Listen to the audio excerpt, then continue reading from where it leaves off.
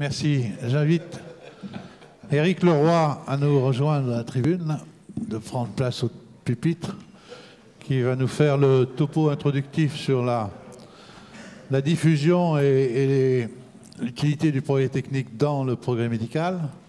Éric Leroy, 51 ans, est directeur général du SNITEM depuis 3 ans maintenant. Le SNITEM, pour ceux qui ne le savent pas, c'est le syndicat national de l'industrie et des technologies médicales. Lui-même est docteur en pharmacie et il a fait un 3e cycle de droit de la santé d'après ce que j'ai trouvé dans sa bio. Antérieurement, il était pharmacien responsable du laboratoire Alcon. Alcon, pour ceux qui ne savent pas, c'est des produits, enfin tous ceux qui portent des lentilles le savent. Il était directeur général délégué de cette entreprise et à ce titre-là, il était administrateur aussi du SNITEM pendant 12 ans et puis il en a pris la direction il y a donc 3 ans. C'est quelqu'un de tout indiqué pour nous éclairer sur le sujet. Juste un petit mot pendant que j'y pense. On aurait dû aussi avoir à la tribune de la table ronde qui va débuter tout à l'heure la présence du professeur Duvaux. Pour ceux qui ça dit quelque chose, Duvaux est le patron honoraire du service de chirurgie cardiaque du CHU de Nantes qui a posé la semaine dernière le 2e cœur artificiel. Et puis, il nous a envoyé un petit mot gentil que je vous lis pour s'excuser. La politique de Carmat, nous dit-il, de notre CHU et de moi-même, qui souhaite que la recherche clinique se passe dans le calme, fait que nous éviterons de parler du sujet de ce cœur avant la fin de l'essai en cours. Je vous signale qu'il y a 4 implantations qui sont prévues. Il y aura probablement un communiqué en début de semaine prochaine, donc la semaine prochaine. Mais nous en tiendrons à ce communiqué assez laconique pour respecter le malade, alors entre parenthèses, qui va bien, mais aussi les règles de toute recherche clinique. Je ne pense pas que ma présence à votre congrès soit conforme à cette politique. On lui transmettra vos remerciements quand même par procuration. Éric Leroy. Merci beaucoup. Merci de me recevoir. Donc la petite prétention de cette présentation, c'est de planter le décor pour la table ronde qui suit, puisque vous allez débattre autour de l'innovation. Alors c'est une présentation qui a été faite récemment aussi dans le cadre des travaux du Haut Conseil pour l'avenir de l'assurance maladie. Donc vous verrez... D'où la terminologie des technologies et de l'évolution des technologies. Alors, le premier diapositive suivante, s'il vous plaît, c'est que derrière technologie médicale, en fait, il faut voir, il y a un terme technico-administratif plus consacré qui est le terme dispositif médical. Ça doit vous parler beaucoup plus maintenant que ça ne vous en parlait il y a 15 ans, parce que ce statut n'existait même pas. Diapo. Donc les dispositifs médicaux, ça c'est juste pour vous le rappeler, ça couvre énormément de choses, à la différence du médicament, puisque ça couvre aussi bien des machines d'IRM, d'imagerie, scan et autres, que des pansements, que des cannes blanches, que toutes les prothèses, qu'elles soient orthopédiques, cardio, ophtalmo, etc. Donc une variété immense. Et vous verrez pourquoi je vous en parle maintenant, parce que ça a un sens sur la construction et l'évolution de l'innovation dans ce secteur-là. Diapositive suivante. Et évidemment, mais je pense que, vu l'auditoire, c'est presque une insulte que de vous dire ça, les dispositifs médicaux et médecins et utilisateurs, je vais dire, sont indissociables, totalement indissociables. Une prothèse sans médecin ou un médecin sans sa prothèse, quelque part, à poser, je veux dire, c'est pas possible. Et d'ailleurs, le résultat, notamment chirurgical, les deux sont totalement liés. Diapositive suivante.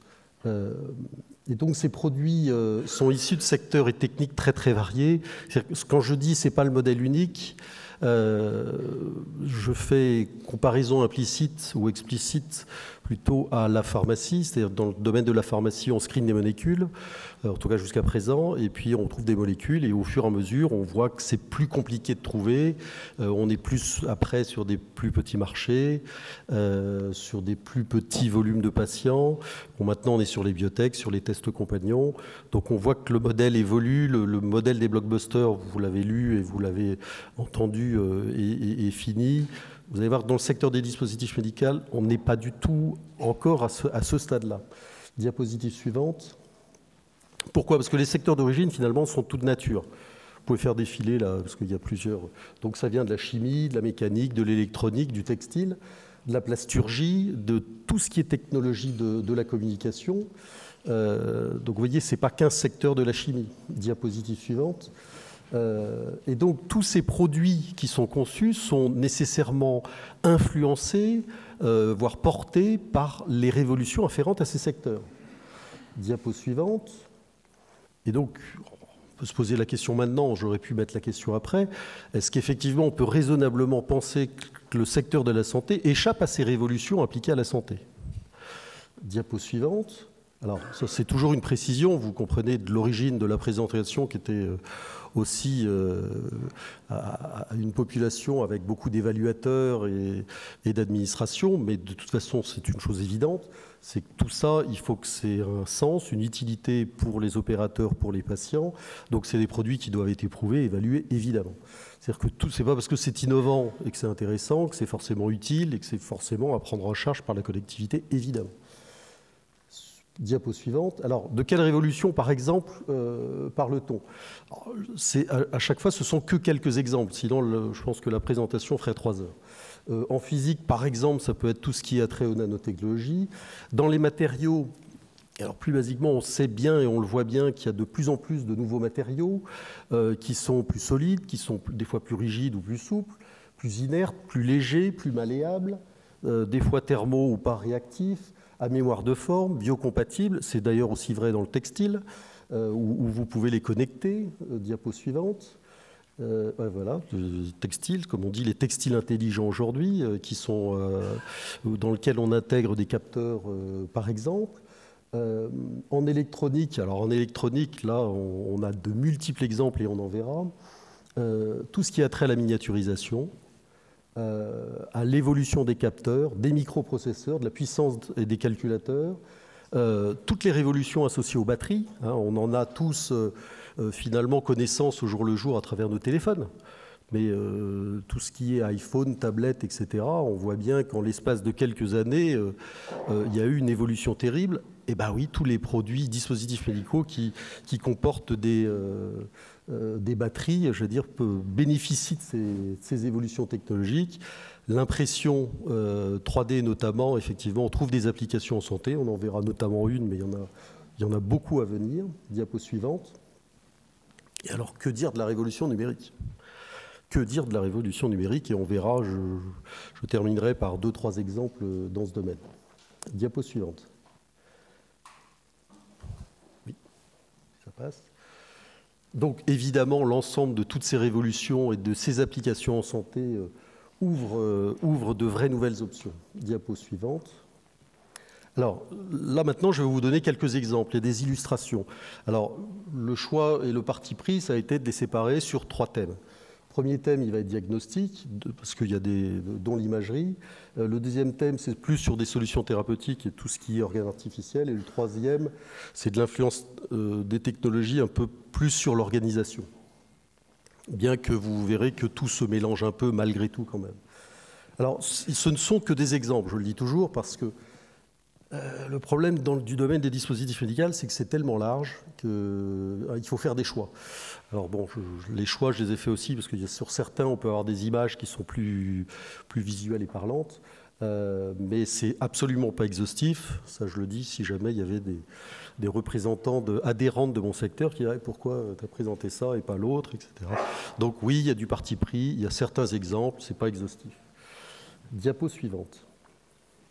Donc, premier thème sur les modalités diagnostiques, je vais vous donner trois exemples. Le scanner 4D, alors c'est sûrement des choses que vous connaissez parfaitement, mais au moins ça a le mérite d'illustrer. Le deuxième exemple sera sur la radiologie numérique à faible dose et le troisième sur le matching d'images. Diapo suivante. Alors le scanner 4D. Oui. Bon, je vais vous épargner, on est samedi matin, un peu le principe du fonctionnement du scanner 4D. On va directement passer, Paul m'avait dit, fait surtout de l'image, parce que le samedi matin, les gens sont un peu fatigués, donc on est le week-end déjà. Donc on va prendre la diapo suivante directement. Voilà, donc des exemples en haut à gauche. Alors, en haut à gauche, en fait, c'est du scanner 2D. Donc là, vous voyez alors, le deuxième sens du D, c'est dynamique puisqu'on voit que, alors c'est une tumeur, hein, je ne suis pas médecin, vous l'avez compris, donc vous avez tous reconnu que c'était une tumeur et que c'était un myxoma. Donc vous voyez que grâce à la résolution de l'image et à cette dynamique, on voit le comportement de la tumeur, je veux dire en réel, dans le corps du patient. Donc je ne vais pas vous vanter ou pas l'intérêt ou pas d'avoir ce type d'image diagnostique. La partie en bas à gauche, c'est une image 3D en euros.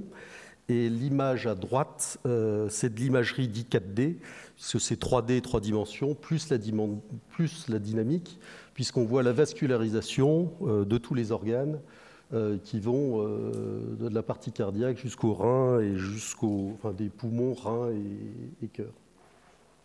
Voilà, donc ça c'est le type d'image aujourd'hui qu'on peut obtenir grâce aux nouvelles technologies qui permettent un diagnostic que vous jugerez, en tout cas que les spécialistes jugeront utile ou pas. Diapo suivante. Deuxième exemple, c'est la radiologie conventionnelle numérique à faible dose. Diapo suivante. Donc ça, vous allez voir, c'est la possibilité d'explorer en corps entier. Alors, si ce n'est pas moi qui ai le bouton, c'est pour des raisons logistiques de vidéo, hein, vous l'aurez compris. Donc la radiologie conventionnelle numérique à faible dose, donc ça c'est une technologie française, hein.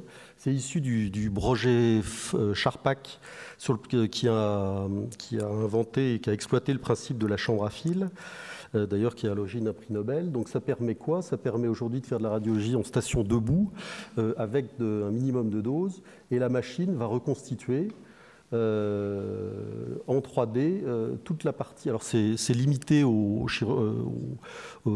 chirurgies du rachis, puisque ça vous permet d'avoir une image directe en position debout, donc en position d'appui du rachis. Donc là aussi, dans ce domaine-là, c'est des informations diagnostiques et prédictives qui sont nouvelles. Entreprise, c'est une PME française qui fait ça. Troisième exemple, c'est le matching d'images. Alors là, ça peut paraître simple pour des non-avertis. Je ne sais pas comment c'est connu dans le monde des médecins que vous êtes. Diapo suivante. Donc ça, c'est tout simplement de pouvoir permettre d'avoir, vous voyez une image de scan à gauche. Au milieu, vous avez une image de TEP. Et aujourd'hui, on arrive à faire des fusions d'images. C'est-à-dire que les machines arrivent à fusionner les images à la fois du TEP. Donc vous avez les radioéléments qui sont marqués au milieu, et vous les retrouvez, avec l'image de scan, tout ça en fusion en une fois. Donc aujourd'hui, les machines que l'on peut mettre au point permettent d'obtenir ce type d'information. Diapo suivante. Alors sur le thème 2 en solutions thérapeutiques, là je vais vous donner 3 autres exemples. Premier exemple, c'est la cryoablation. Le deuxième, ce sera robotique, on va le mentionner plutôt. Et le troisième, c'est la réalité augmentée associée aux travaux qui sont faits à Strasbourg, à l'IRCAD. L'exemple de la cryoablation, alors là, il y a le petit débat de la vidéo. Vous connaissez les techniques de cryoablation qui sont de réduction par radiofréquence en IFU. Je regarde en même temps. Je vais avoir un torticolis. Donc l'idée de vous montrer là, c'est qu'on voit la combinaison des technologies de cryo. Donc là, c'est une opération en urologie. Donc vous avez sur des tumeurs relativement mal placées très souvent. Bon, ça, je pense que là, je vais émouvoir personne avec ce genre de vidéo, à la différence de publics comme l'HCAM. L'intérêt de cette vidéo, c'est de montrer la combinaison entre ces nouvelles techniques chirurgicales de cryoablation et la combinaison au sein de la salle d'op, et ça va être l'image suivante, de la radiologie. C'est-à-dire que le patient, évidemment, comment peut-on imaginer qu'en cours d'intervention chirurgicale massive de ce niveau-là, on puisse aller déplacer le patient pour qu'il aille au 3e sous-sol faire sa radio au fur et à mesure.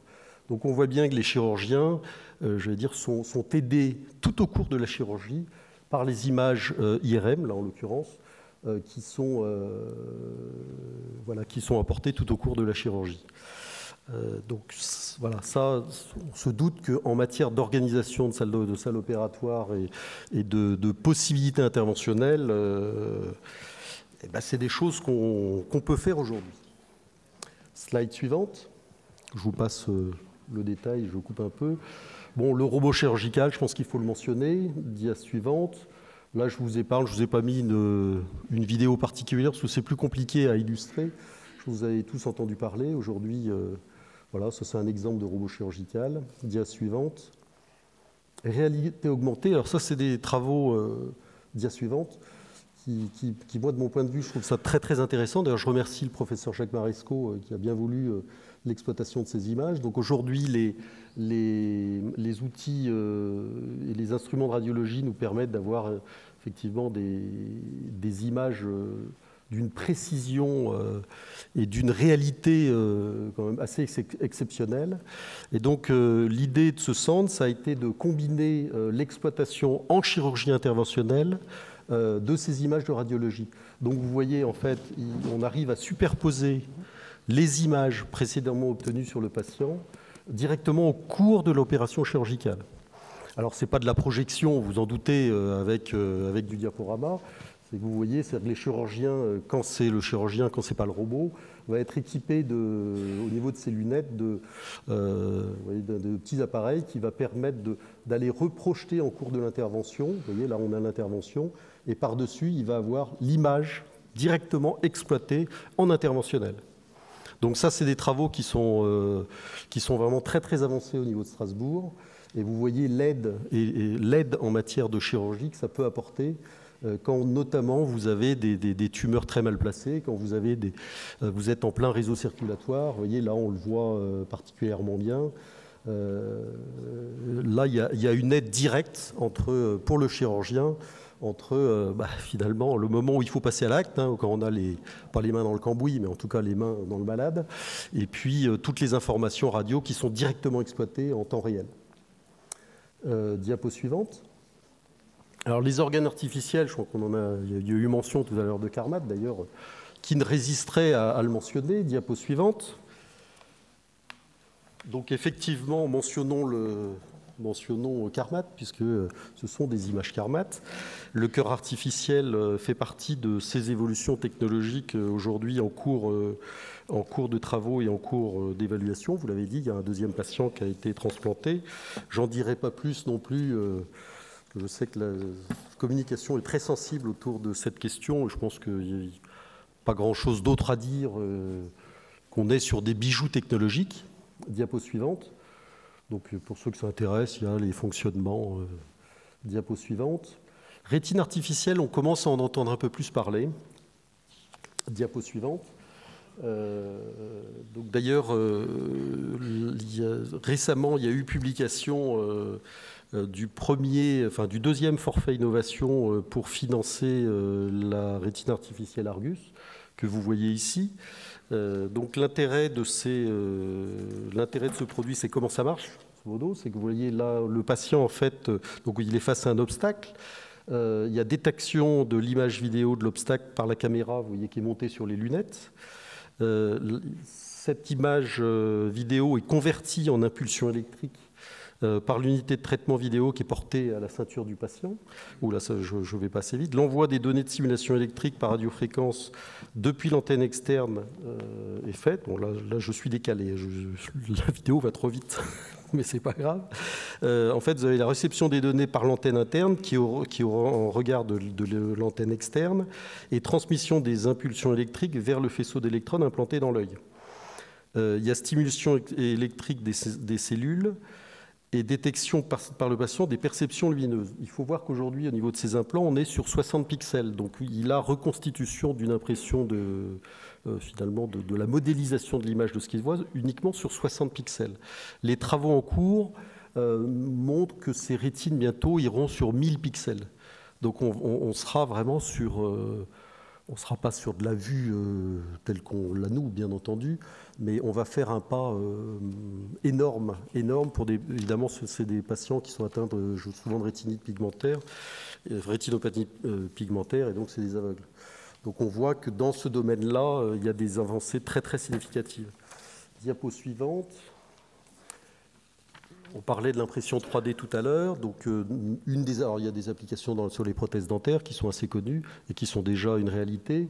À titre plus exploratoire, on a déjà les premières vertèbres artificielles qui peuvent être conçues et développées et donc fabriquées par impression 3D. Il y a aussi des applications en orthopédie qui sont en cours. Donc vous avez un exemple d'impression 3D. J'hésite toujours à prendre cette image, parce que vous voyez, il y a un cœur au milieu, et là par contre, je suis absolument, c'est même pas que je suis dubitatif, c'est que je pense qu'on est totalement dans l'irréalisme que d'imaginer de faire des cœurs artificiels par impression 3D. Mais si vous voulez, c'est à peu près les images qu'on arrive à trouver le plus facilement. Donc oubliez le cœur et gardez juste l'idée de l'imprimante 3D. Mais demain, est-ce qu'il y aura des imprimantes 3D dans les établissements de soins? Oui, très probablement et très certainement.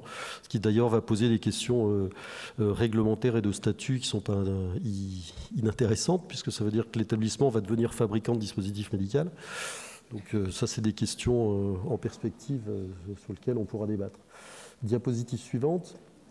Alors là aussi, alors, vous avez les deux cas, c'est-à-dire qu'il y a pour le moment, dans le traitement du diabète, on travaille avec des pompes à insuline, avec des capteurs. Aujourd'hui, vous connaissez les nouvelles technologies là, qui vont bientôt arriver, qui sont les capteurs de glucose en continu. Donc ça, c'est le présent. Après, il y a des travaux sur les pancréas artificiels qui sont relativement intéressants. Pour le moment, c'est expérimental. Il y a un gros travail en France qui se fait. Le principe, c'est quoi sur le pancréas artificiel? Parce que c'est vrai que je trouve ça assez ingénieux. L'idée, c'est qu'ils mettent des cellules qui sont les îlots de Langerhans dans des poches. Et donc, ça va sécréter l'insuline directement en fonction des besoins du patient.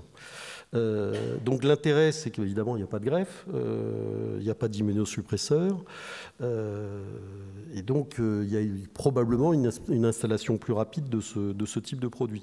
Alors pour le moment, on est au stade animal sur le pancréas artificiel, et d'après ce que j'ai pu comprendre, on devrait avoir des essais sur l'homme d'ici 2016-2017.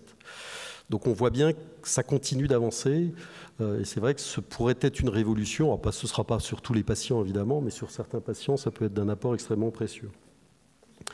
Et évidemment, il y aura une évolution, vous vous en doutez, sur les membranes de ces poches, parce qu'aujourd'hui, il y a des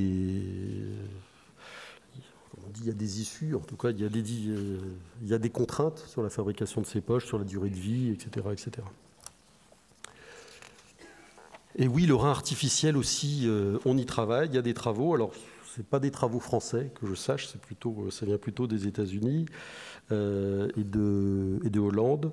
Mais actuellement, il y a des travaux en cours sur des reins artificiels. Donc, effectivement, si demain, comment ne pas imaginer que ça va révolutionner tout ce qui est en rapport avec la dialyse si demain on est capable effectivement de mettre au point des reins artificiels. Actuellement, les expérimentations sont sur l'animal et elles ont fonctionné. Ça doit être sur des moutons et sur des porcs. Et les essais cliniques sur l'homme seraient prévus pour 2017. Donc vous voyez, je ne vous parle pas de choses qui sont sur une horizon 10 ou 20 ans.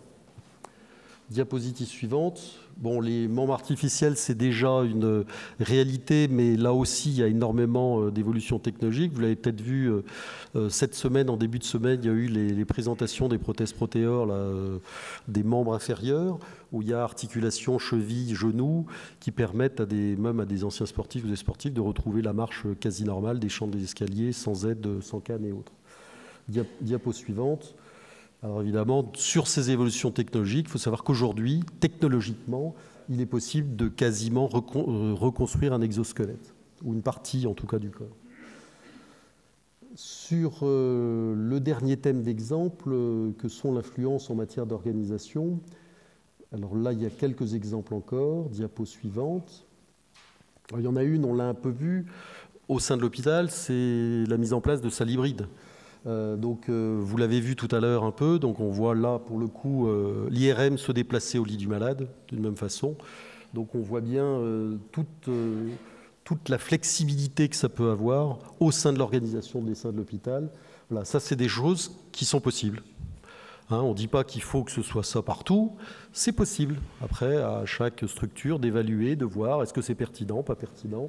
Mais grosso modo, les entreprises, elles savent faire ça. Alors, comment ne pas finir, je veux dire, sans parler de télémédecine? Alors, télémédecine, on peut la voir sous différents angles. Je pense que c'est le grand sujet à la mode, mais c'est un vrai sujet parce que c'est le sujet de société. Diapo suivante.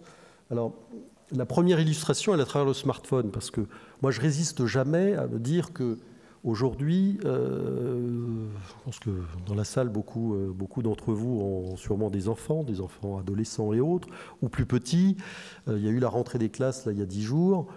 Je pense que même dans les petits collèges,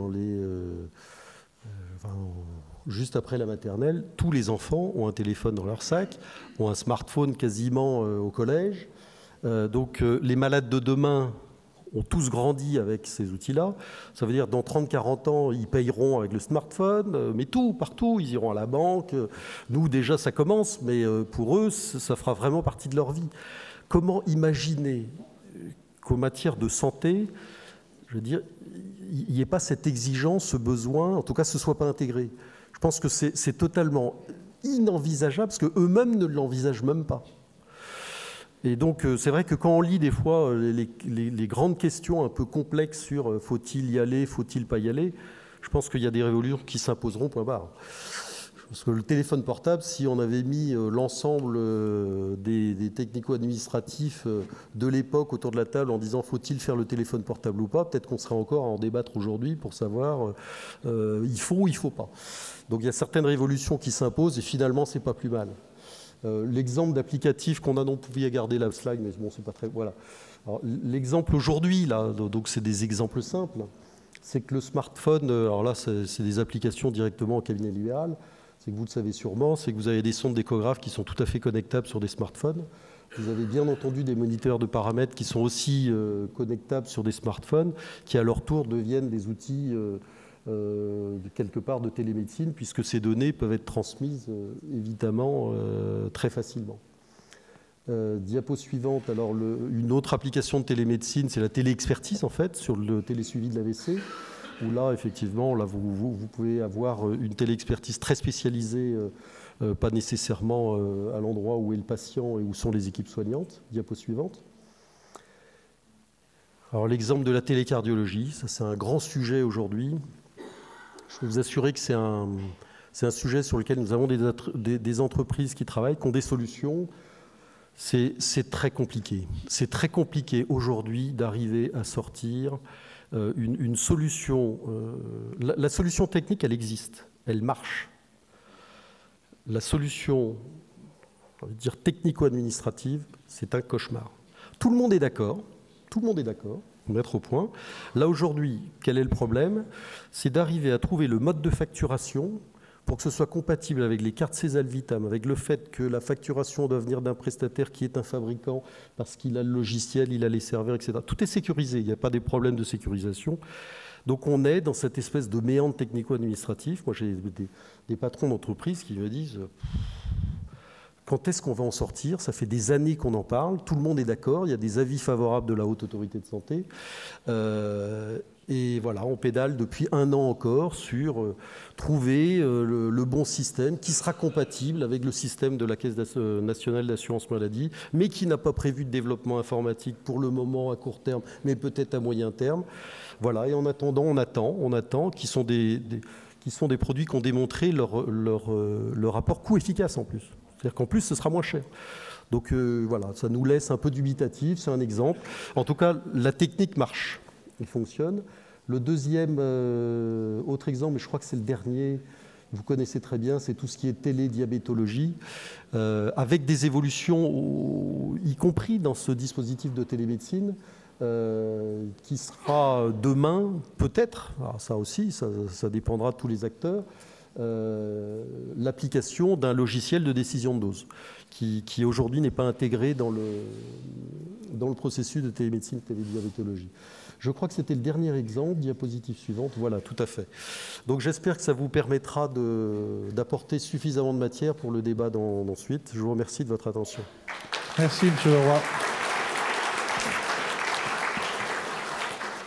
On a le temps, si tant est qu'il y a des questions qui soient...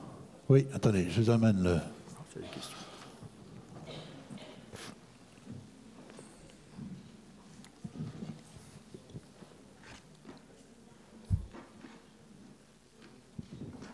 Oui, bonjour, docteur Dominique Jolinclin. Je m'excuse de reprendre encore la parole, mais sur ce sujet-là, qui est un vrai sujet, j'ai envie de dire, il y a deux obstacles.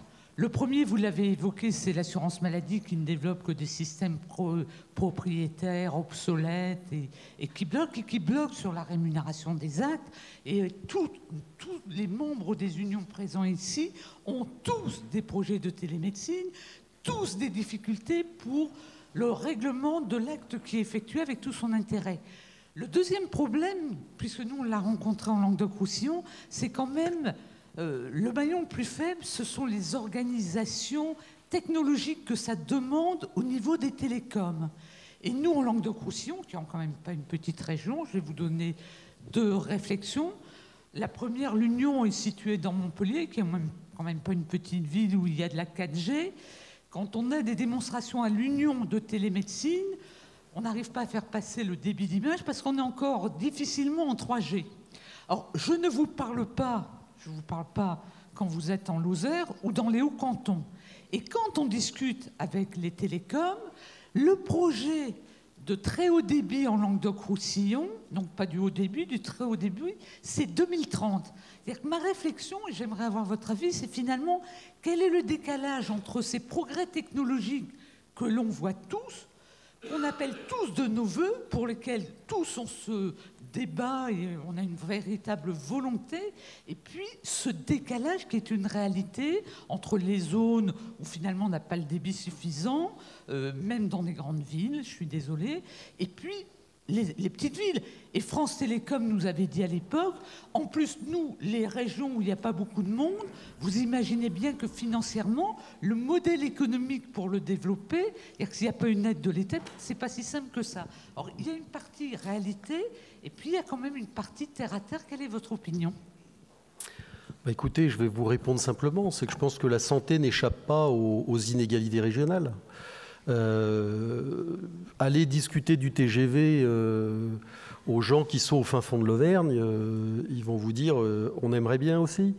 Donc oui, vous avez tout à fait raison. Je pense qu'aujourd'hui, on voit bien que il y a des solutions qui existent, qui vont se développer, qui ne se déploieront pas massivement de façon égale sur tout le territoire français, pour les raisons que vous évoquez, puisque là aussi, tous les opérateurs sont totalement dépendants des hyperstructures de télécommunications, et c'est inenvisageable d'aller développer un second réseau ou un second circuit parallèle.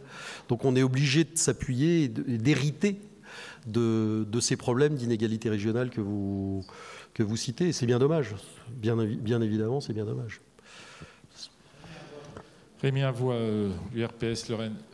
Moi, je vous interpelle un peu en tant que directeur du SNITEM pour l'information que finalement que votre syndicat de dispositifs met à l'information au niveau de l'information qu'elle met à disposition des professionnels de santé.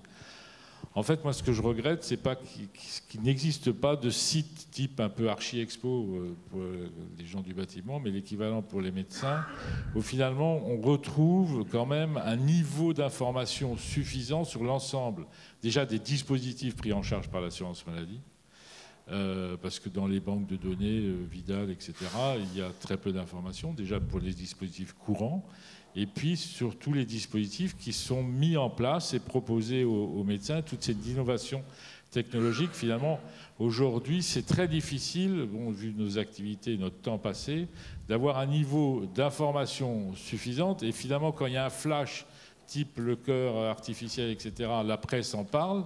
Et c'est finalement c'est bien les patients aujourd'hui, les patients qui arrivent avec l'information et qui me disent « Alors, docteur, qu'est-ce que vous pensez de ce truc-là » Donc, je pense qu'il y a aussi un respect des professionnels à avoir pour pas qu'ils aient un sentiment de déclassement, parce que effectivement, les chirurgiens, chaque fois, les chirurgiens ont droit à des informations spécifiques, les radiologues ont des informations spécifiques, mais finalement, dans certaines spécialités, les médecins généralistes, c'est souvent par le patient qu'on apprend, qu'on connaît ces nouvelles technologies. Donc, je crois qu'aujourd'hui, Je vous interpelle pour qu'il y ait effectivement un effort de votre part des fabricants d'aller vers les professionnels pour que ça ne soit pas des zonards et que qu'on ait encore une relation symétrique avec nos patients et pas asymétrique en faveur des patients.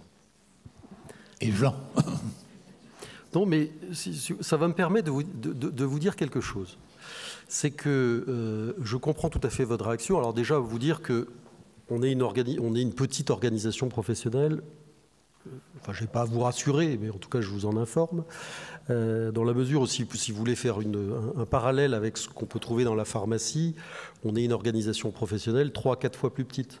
Moi, j'ai une équipe d'une petite trentaine de personnes, moins de 30, où on fédère 360 entreprises. Donc, on a déjà un vrai grand rôle d'information et de formation de nos membres, nos propres membres, vis-à-vis de l'environnement dans lequel ils opèrent. Après, sur le point précis dont vous parlez, il faut savoir que depuis moins de 2 ans, il y a une nouvelle réglementation qui a touché toutes les entreprises relative à la communication et donc à la publicité auprès des professionnels de santé. C'est-à-dire que là où on pouvait envisager de faire ce que vous décrivez de façon relativement souple, ce qui est déjà quelque chose de très compliqué avec 360 entreprises. Aujourd'hui, c'est quasiment impossible parce que les règles qui régissent maintenant la publicité des dispositifs médicaux sont telles que ça nous amène des contraintes qui rendraient la tâche quasi impossible. D'ailleurs, cette information, telle que vous l'imaginez, elle n'existe pas en tant que telle à travers le syndicat de la pharmacie. Ça passe plutôt par d'autres réseaux, ça peut passer par l'HAS ou autre. Et c'est vrai qu'en plus, on n'a pas du tout le même nombre de références. Là, vous avez 2-3 000 molécules, je crois que c'est ça au niveau pharmaceutique. Nous, en matière de référence, on en compte entre 600 000 et 2 millions. Moi, à l'époque, quand j'étais en activité en entreprise, je ne savais même pas le nombre exact de références que nous avions parce qu'il en changeait tout le temps. Sur un implant intraoculaire, vous avez par patte de demi-dioptrie, vous avez à peu près 20 types d'implants par modèle pour le peu qui va être teinté, pas teinté. Les aptiques sont différentes. Donc en modèle sur la gamme, je crois qu'il devait y en avoir plusieurs centaines. Voilà, donc il y a des contraintes aujourd'hui technico-réglementaires qui complexifient fortement ce genre de choses. Maintenant, je sais qu'il y a des choses qui vont évoluer. La réglementation européenne va évoluer vers ce qu'on appelle de l'UDI, de l'identification unique des dispositifs médicaux, couplé à une banque et à ce qu'on appelle un RCD. C'est un résumé, un peu comme un résumé caractéristique des produits médicaments, qui n'existe pas aujourd'hui dans le secteur du dispositif médical. Donc je pense que d'ici quelques années, vont se monter des espèces de banques de données qui seront probablement plus importantes. Il en existe quand même quelques-unes aujourd'hui en France, mais vous avez raison de le dire, en tout cas je vous prête ce propos, qu'elles sont plutôt à destination des établissements de santé. La Guyane, donc en fait, on est en train de parler des nouvelles technologies qui peuvent permettre une meilleure prise en charge de nos patients, un meilleur accès aux soins. Il y a effectivement de nombreuses régions qui appellent de leur vœu la télémédecine pour pouvoir améliorer la prise en charge dans un contexte de démographie médicale, disons, complètement altérée. Il se trouve que, par contre, l'État ne fournit pas ou pas assez les moyens de communication. Et je voudrais rebondir sur ce qui se passe dans une région du sud de la France, mais qui est encore prioritaire dans les régions d'outre-mer, à savoir la fracture numérique. Donc on appelle de nos voeux tous les professionnels de santé la télémédecine pour qu'elle soit efficace vis-à-vis de nos patients. Par contre, on ne nous permet pas de travailler dans de bonnes conditions.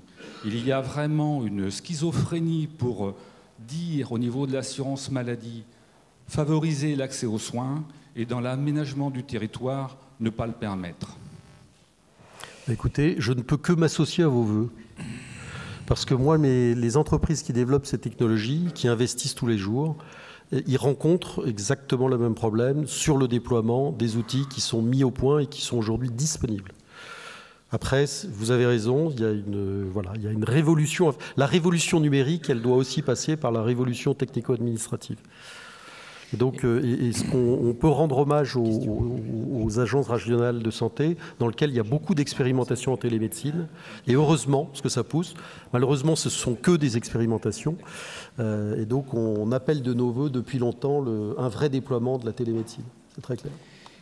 Éric, tu nous as présenté un certain nombre de dispositifs existants ou à venir qui font pour la plupart rêver.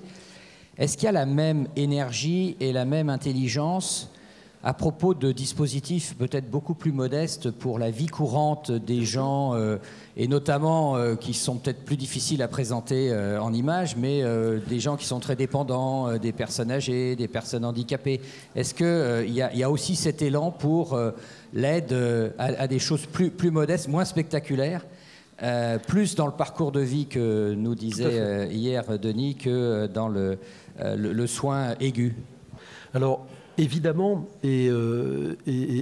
vraiment, je te remercie de cette question, parce que ça va me permettre de dire deux choses. D'abord, oui, et je vais vous donner un exemple simple dont on a rarement parlé dans l'évolution. Regardez l'évolution des aiguilles. Les aiguilles, ce sont des dispositifs médicaux. Mais rappelons-nous, il y a 20-30 ans, la douleur des patients au niveau des aiguilles. Pourquoi aujourd'hui on pique plus facilement? Parce que la technologie du biseautage des aiguilles, la technologie de façonnage des aiguilles a tellement été révolutionnée qu'aujourd'hui on a des aiguilles qui sont beaucoup plus efficaces, beaucoup moins douloureuses. Ça, c'est un exemple. En matière de pansement, c'est la même chose. Sur toute la partie de dépendance, il y a énormément d'évolutions qu'on appelle souvent incrémentales. La vraie crainte que j'ai, c'était le deuxième message, c'est qu'on s'aperçoit que dans l'évolution de ces dispositifs médicaux, quand ils sont pris en charge en remboursement, la reconnaissance de leur évolution et donc de ces pas d'innovation est de plus en plus difficile. Et moi, j'ai des chefs d'entreprise qui me disent « à quoi ça sert d'aller continuer à travailler, de faire évoluer des produits, des fois qui nous coûtent plus cher à fabriquer, qui nous coûtent plus cher à développer, si derrière, de toute façon, on va nous baisser les prix et on ne va pas nous reconnaître ce différentiel ». Donc il y a une vraie question aujourd'hui qui est comment peut-on garder la dynamique d'encouragement des entreprises à faire des produits toujours plus adaptés, mieux adaptés pour les patients ou pour les soignants, parce que là on parle des patients, mais aujourd'hui faire reconnaître un produit qui va faciliter la vie du praticien, c'est une chose très très compliquée à faire passer au niveau de la chaise, parce que ce n'est pas dans les critères qui permettent de reconnaître une amélioration. Et donc, c'est des questions nous qu'on pose et sur lesquelles on voudrait que les choses bougent avec ces notions. Et je pense que c'est particulièrement vrai pour le secteur des dispositifs médicaux parce qu'il peut y avoir des impacts, comment on va dire, un peu plus sociétaux. C'est vrai que des patients plus mobiles, plus disponibles, la mesure, par exemple, la mesure du glucose là en continu, ça va affecter la qualité de vie du patient pour beaucoup. Ça, est-ce que c'est directement bien perçu? On va nous dire, bah oui, mais il faut que vous fassiez une étude où il va y avoir 1500 patients, tatati, tatata. À un moment donné, encore là, c'est des grosses entreprises qui sont derrière. Mais moi, sur beaucoup de produits, j'ai des patrons de PME. Il y a peut-être oublié de vous dire en introduction, c'est que dans ce secteur, 94% des entreprises sont des PME, TPE. 94%. Et j'en connais beaucoup qui me disent, nous on a des super idées ou des super trucs, mais aujourd'hui il y a une telle non-prédictivité de la possibilité d'accès en France qu'on se demande s'il faut y aller. D'ailleurs, nous, nos financiers, ils ne sont pas forcément derrière nous parce que ce n'est pas prédictif. On voit, il suffit de regarder les travaux publiés chaque année de l'HAS, combien reconnaissent-ils de produits. Alors, il ne s'agit pas de tout reconnaître, mais il y a une certitude, c'est qu'il y a voilà, il faut être très courageux, il faut être extrêmement motivé pour une entreprise, pour se lancer dans cette folie, entre guillemets, d'investir beaucoup pour avoir, in fine, une évolution, une reconnaissance d'une innovation qui est quasiment pas présente. Et puisqu'on a mis ces rencontres sous le signe de l'Europe, nos entreprises françaises sont très exportatrices. Elles sont, quand Tu disais aussi qu'il y avait des obstacles en France particuliers. Est-ce qu'immédiatement on va sur le... Parce que par définition, ce marché du dispositif médical, il n'a rien de national a priori, sauf même s'il y a des pratiques un peu particulières. Mais quelle est la situation aujourd'hui ? Alors, ce qu'on observe, c'est qu'au niveau de la balance commerciale du secteur, elle est négative. C'est-à-dire qu'on importe plus qu'on exporte, au global. Maintenant, quand on regarde les PME, notamment innovantes. Tout à l'heure, vous avez vu là, sur les radios conventionnelles à faible dose, les dispositifs d'EOS, qui est une PME française. EOS, s'ils survivent aujourd'hui, c'est grâce à l'export. Et quand vous rencontrez Marie Ménadier, qui est la patronne d'entreprise, dites, moi, si je survis, c'est grâce à l'export. Mais le problème, c'est que la difficulté que j'ai aujourd'hui à accéder au marché français m'affaiblit dans mes démarches d'export. Ce qui est logique. Puisque vous arrivez sur des marchés chinois, indiens ou partout, on vous dit, bon alors, vous êtes une entreprise française et chez vous, j'imagine que votre technologie est largement développée. Écoutez, il y a 2 centres, peut-être 3. Ah ouais, donc si c'est pas bon chez vous, vous venez chez nous. Et ce sont des vrais problèmes. Et ça, on le retrouve sur toutes. Il y a de très nombreuses entreprises qui se sont développées sur la technologie IFU, d'ultrasons focalisés, où il y a des vraies belles entreprises, et elles n'ont pu survivre jusqu'à présent que parce qu'elles ont fait des efforts monumentaux pour se développer à l'export. Merci, on va demander à Eric de venir, il va participer à table ronde.